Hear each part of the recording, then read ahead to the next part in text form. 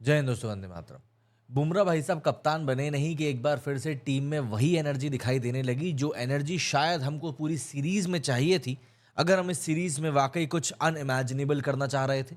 लेकिन ठीक है, रोहित शर्मा के जाने से भी इंडिया की बैटिंग में कोई बहुत बड़ा चेंज आया नहीं। एक बार फिर से वही 4-10-5 रन बनाकर लोग जाते रहे। और रोहित शर्मा भी शायद बाहर बैठकर यही सोच रहे होंगे कि भाई जब ऐसा ही खेलना था तो मुझे बाहर बैठाने की क्या ज़रूरत थी।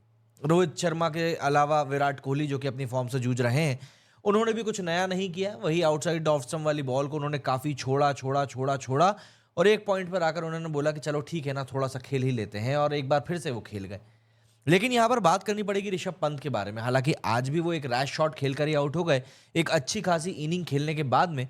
लेकिन इस पूरी इनिंग के दौरान बंदे ने 10 से भी ज़्यादा बार बॉडी ब्लोज़ लिए। बॉडी ब्लोज़ मतलब बॉल आके उनके शरीर के ऊपर पड़ी। और ये ऐसा सिर्फ इसलिए हुआ क्योंकि ऋषभ पंत अपने नेचुरल गेम को रिस्ट्रिक्ट कर रहे थे। हालांकि जब उन्होंने अपने नेचुरल शॉट्स खेलना शुरू किए, उसके बाद ही उनका विकेट भी गिर गया, बट स्टिल ऋषभ पंत ने वहां पर काफी ज्यादा रेजिस्टेंस दिखाया। और बुमराह के बारे में तो क्या ही कहना, मतलब मैं यहाँ पर ख्वाजा के विकेट की तो बात कर ही नहीं रहा हूँ। बैटिंग में भी बुमराह ने इंडिया की तरफ से थर्ड हाईएस्ट रन बनाए।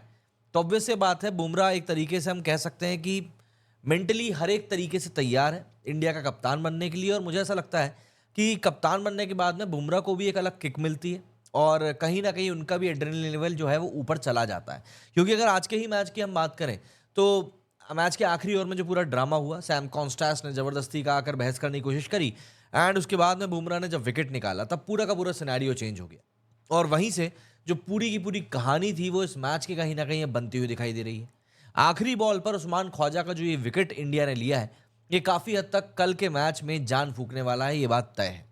मैच में क्या कुछ हुआ है, ज़रा उस बारे में भी बात कर लेते हैं, कैसी क्या चीज़ें हुई हैं। बॉर्डर गावस्कर ट्रॉफी का जो आखिरी टेस्ट मैच है वो सिडनी में आज शुरू हो गया है। इस मैच में भारतीय टीम ने पहली पारी में 185 रन्स बनाए हैं। जी हाँ, ऑल आउट हो गई एक बार फिर से। ऑस्ट्रेलिया ने स्टम्प्स तक 9 रन 1 विकेट के नुकसान पर बना लिए थे। बुमराह ने पहले दिन का खेल खत्म होने से पहले ही उस्मान ख्वाजा को चलता कर दिया। भारत की पहली पारी में सबसे ज़्यादा 40 रन पंत ने बनाए। वहीं ऑस्ट्रेलिया की तरफ से सबसे ज़्यादा 4 विकेट स्कॉट बॉलैंड ने लिए। मतलब स्कॉट बॉलैंड की बॉलिंग को देखकर मुझे ऐसा लग रहा है कि जिस जॉश हेजलवुड को बंदे ने रिप्लेस किया, वो बंदा इतना खतरनाक नहीं था जितना कि ये बॉलैंड साबित हो रहा है। खैर, जो भी हो, भारत की ओर से बुमराह ने इस मैच में कप्तानी कर रहे हैं। रोहित शर्मा ने इस मुकाबले में नहीं खेलने का फैसला किया है। पर्थ में भारत ने पहला टेस्ट मैच 295 रन से जीता था। फिर एडिलेड में टेस्ट ऑस्ट्रेलिया ने 10 विकेट से जीता। इसके बाद ब्रिस्बेन टेस्ट ड्रॉ रहा। मेलबर्न में ऑस्ट्रेलिया ने 184 रन की धांसू जीत दर्ज करी। इस तरह से अब वो सीरीज में फिलहाल 2-1 से आगे है। सिडनी में हो रहा है इस मैच के में अगर इंडिया ड्रॉ कराता है तो ऑब्वियस सी बात है, ऑस्ट्रेलिया जो है सीरीज को जीत जाएगा एंड बीजीटी उनके पास चली जाएगी। तो यहाँ पर सिनेरियो जो है अब यही बन रहा है कि इंडिया को जीतना ही पड़ेगा, सिंपल सी बात ही है।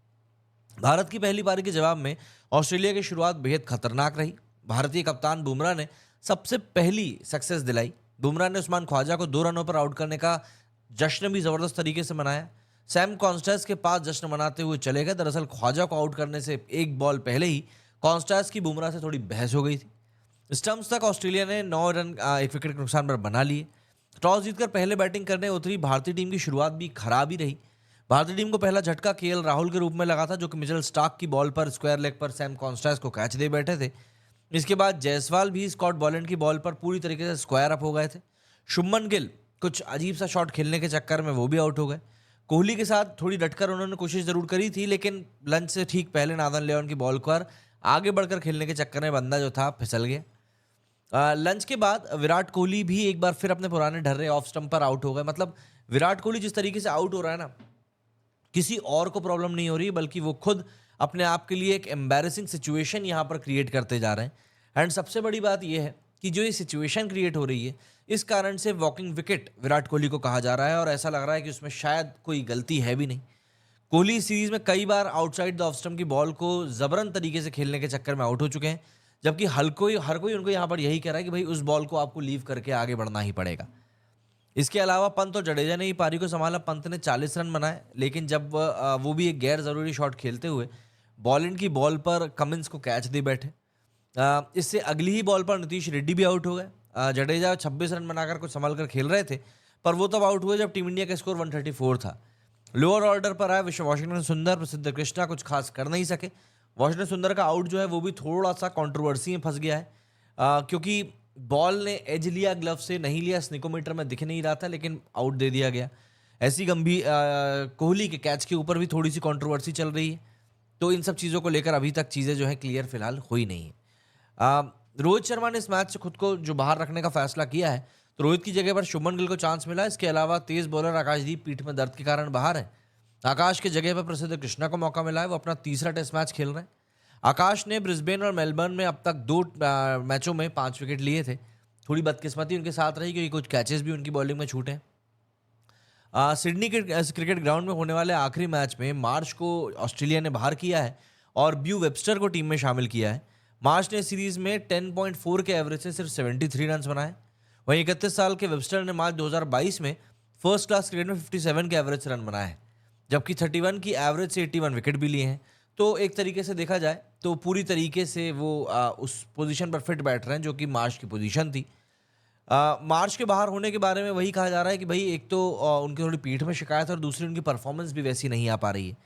लेकिन मोटी मोटी बात यही है कि इस मैच में अब टोटल तरीके से टोन यहाँ पर सेट हो चुकी है और ये मैच अगर कल इंडिया अच्छा परफॉर्म कर देता है तो यकीन मानिए ये एक बहुत ही हिस्टोरिक मैच हो सकता है। सिडनी का ग्राउंड वैसे भी इंडिया के लिए काफ़ी हिस्टोरिक रहा है।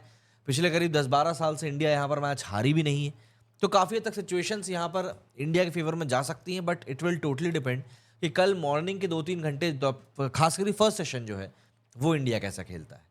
एंड इवेंचुअली सेकेंड इनिंग में विराट कोहली को अपने थोड़ी सी चीज़ों के ऊपर काम करना पड़ेगा, एल्स ये जो चीज़ें चल रही हैं फिलहाल कोहली के साथ में ये सुधर नहीं पाएंगी। कमेंट करके आप ज़रूर बताइएगा आपका इस बारे में क्या कुछ कहना है। मेरे इस वीडियो में फिलहाल उतना ही। जय हिंद, जय भारत।